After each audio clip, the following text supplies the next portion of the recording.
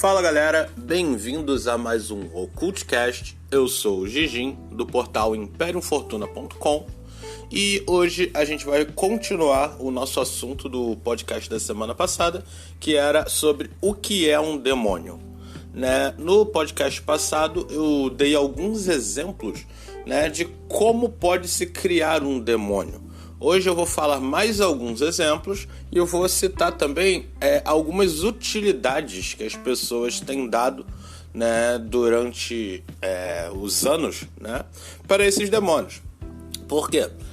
Muita gente, como eu já citei nos outros podcasts sobre não aceite doce de estranhos, etc., o que as pessoas normalmente fazem é acordo com demônios. Porém, tem algumas pessoas que utilizam de umas formas um pouquinho mais originais e interessantes, que é mais ou menos o que eu vou falar na segunda parte desse podcast hoje. Bom, então continuando falando sobre as origens dos demônios em si, a gente já tinha citado as versões dos Oni, as versões dos Djinns, as versões dos Anjos Caídos, mas tem algumas interessantes, principalmente dos novos grupos ocultistas, caoístas e dentre outros tipos satanistas e etc., que elas citam o ser humano como um possível demônio no futuro. Como é que funcionaria isso? Bom, teoricamente, quando um ser humano morre, ele pode reencarnar, certo?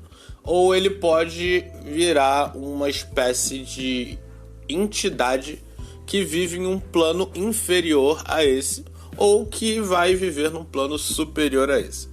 Bom, antes de eu continuar, eu quero lembrar sempre que essas teorias são teorias que eu encontro nos grupos, nos livros e em papos na internet, etc. E que eu não acredito em nenhuma, mas também não vou dizer que estão erradas, sacou? Só tô trazendo aqui a opção para vocês entenderem mais ou menos por onde o nego pode ver demônios. Então, voltando. Reza a lenda que uma pessoa, quando ela morre, ela poderia sim se tornar um outro tipo de entidade. Ou seja, quando você morre de uma forma que a sua energia, o seu fluxo energético fica muito afetado e você acaba sendo enviado para um plano inferior, que no nosso caso seria o umbral, você se tornaria uma entidade do umbral.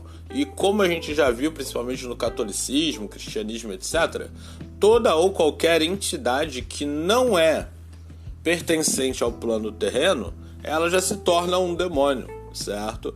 Então o que acontece? Uma coisa que a gente vê bastante nas religiões afro é o tal do encosto, certo? E o que seria o encosto? O encosto seria uma entidade, certo? De um plano abaixo do nosso, um plano corrupto, e ela se encosta em uma determinada pessoa para conseguir absorver a felicidade dessa pessoa, a energia dessa pessoa. Então, o que seria isso? Seria uma pessoa que na sua vida foi uma grandíssima filha da puta, certo? E ao morrer, ela não só não reencarnou, como ela foi proibida de reencarnar nesse plano e foi enviada devido à sua frequência energética para o umbral, onde é uma energia mais negativa que não combina com a frequência energética dos seres humanos do planeta Terra.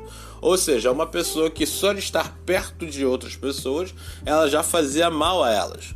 Então chegou um dado momento que o próprio plano não conseguia mais manter aquela pessoa ali e a enviou para o umbral. Para a galera que conhece bastante sobre kardecismo, sabe bem que muitos médiuns vão ao plano umbral para tentar regular essas pessoas num hospital chamado Nosso Lar, onde então fariam com que elas evoluíssem para poder voltar ao plano terreno. Mas como o assunto aqui é demonologia, então vamos nessa parte. Então legal, quando você vai para o umbral, você de certa forma já se torna um demônio. Só que você é um demônio consciente, que é muito conhecido como uma larva astral ou um vampiro astral. Porém, se você continua a alterar a sua energia, certo, para níveis cada vez mais negativos, você vai descendo em planos. Ou seja, quem acredita na teoria de muitos planos, alguns acreditam em 10 planos superiores e inferiores, outros em 72, outros em 100. Ou seja, o cara ele vai descendo de andar, vamos botar assim, né? Tipo poço, sacou? O cara vai descendo no elevador quanto mais filho da puta ele é.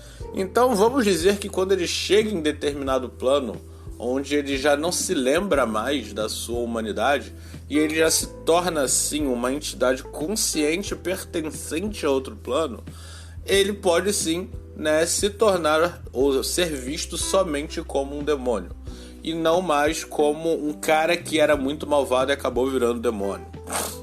Isso, claro, né, quando ele já chega a um nível muito elevado de mudança energética de essência, que não é um negócio rápido nem é um negócio fácil, mas vocês podem procurar em vários folclores, né, e em vários estudos ocultistas, algumas pessoas sendo citadas como demônios, certo? Algumas pessoas dizem, por exemplo, que Hitler virou uma espécie de demônio, e não só Hitler, tem também a questão da legião, né? Porque a gente pensa assim, os demônios são tão fodões, então quer dizer que uma pessoa pode virar fodona, só fazer a faculdade de demônio, entendeu? Não é bem assim que funciona. Teoricamente, os seres humanos são bem patéticos, né? Então, por conta disso, eles não teriam nessa grandeza inteira na pequena parte de essência divina que ele tem, saca?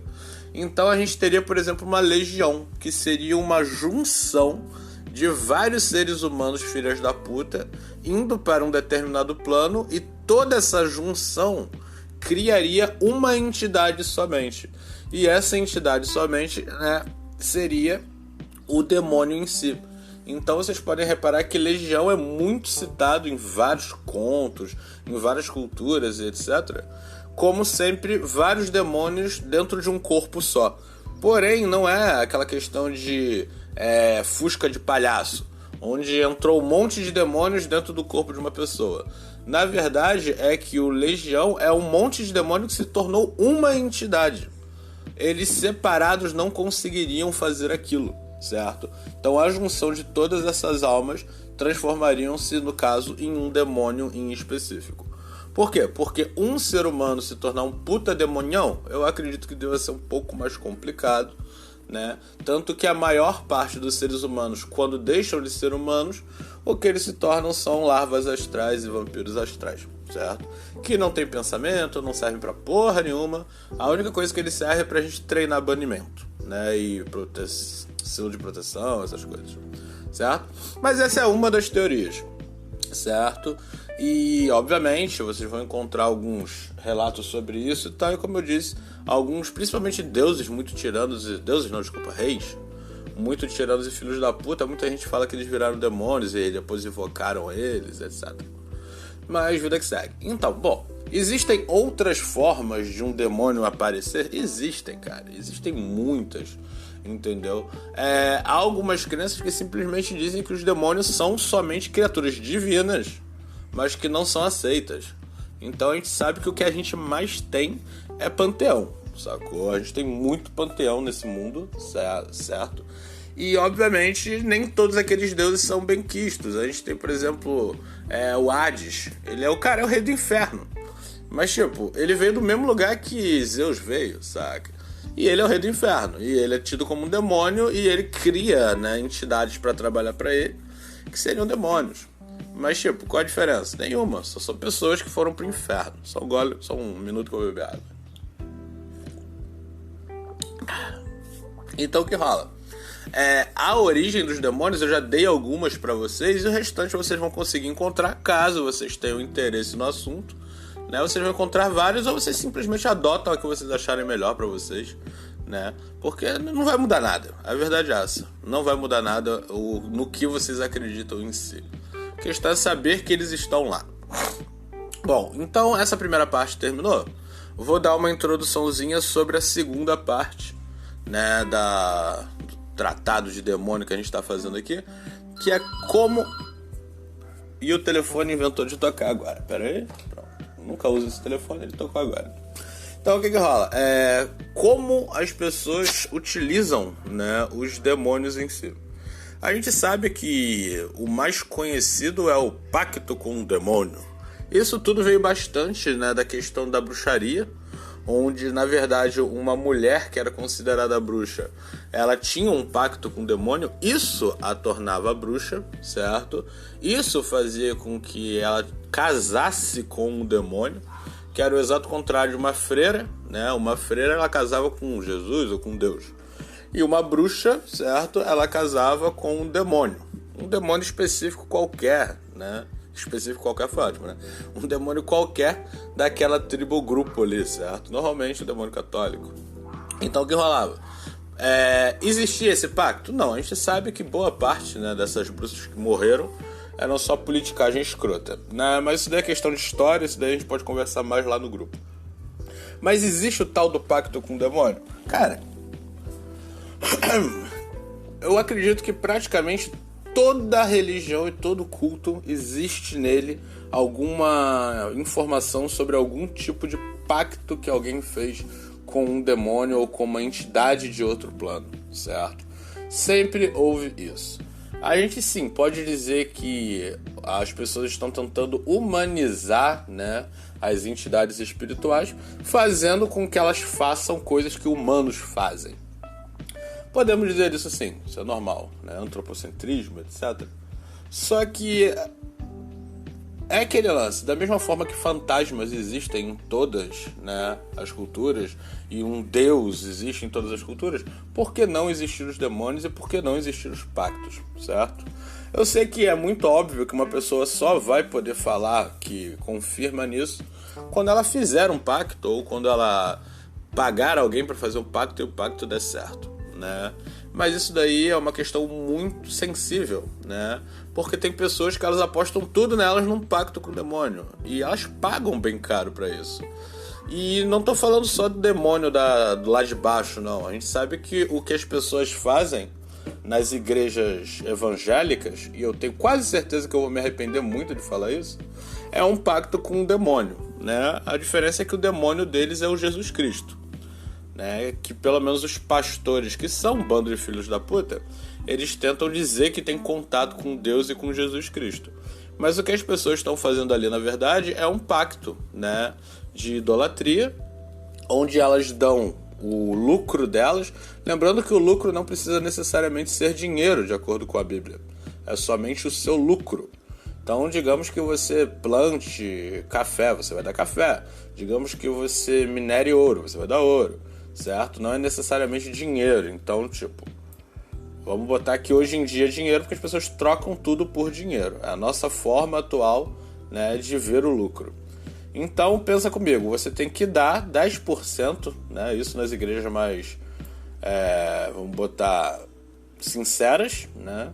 Você tem que dar 10% de tudo que você ganha, ou melhor, do seu lucro. Na Bíblia está escrito que é do seu lucro, mas nas igrejas eles falam que é do seu salário, para que uma entidade faça o que você quer, que é Jesus Cristo, onde ela, no caso, deveria te dar o que você quer, que seria ou ir para o céu, caso você seja uma pessoa muito evoluída espiritualmente, a única coisa que você quer é ir para o céu, porque todo o resto você já tem, ou algo no plano terreno, saúde, dinheiro, prostituta, cocaína, o que tu quiser no plano terreno. Então isso é o quê? Isso é um acordo que você faz tendo como pessoa ali intermediando o pastor. Então você tem uma pessoa, um pastor e uma entidade espiritual. A pessoa gasta o seu dinheiro, dá para o pastor chama essa entidade espiritual, que é Jesus, e Jesus faria um favor para essa pessoa. Então, você sabe que eu podia estar falando de qualquer outra entidade da Disney aqui, sacou?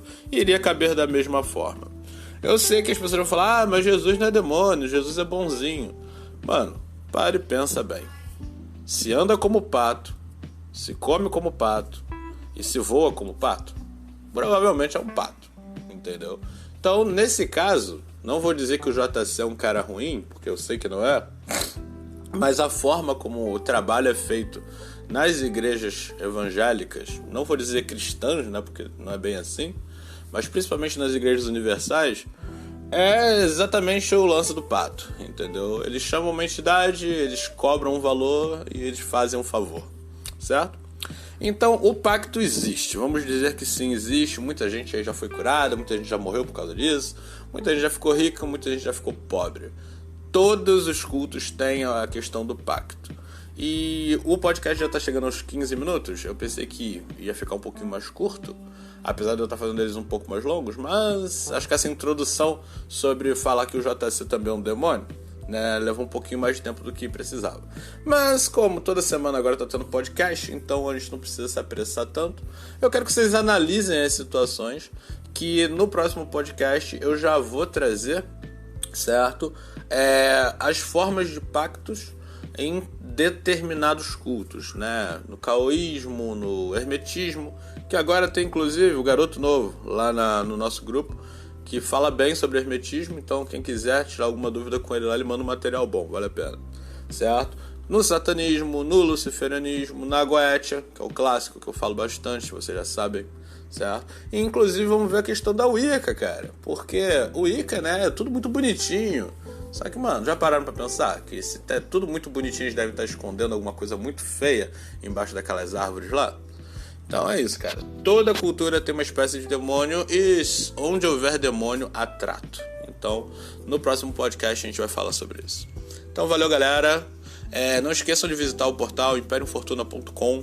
A gente também tá no Instagram, a gente também tá no Facebook, a gente também tá no Discord, a gente também tem um grupo do WhatsApp, certo? Aqui no site a gente tem um botãozinho para vocês se inscreverem, entrarem lá e ficarem falando um monte de baboseira ou falando um monte de coisa séria, depende do dia, depende do porre, depende da ressaca, certo?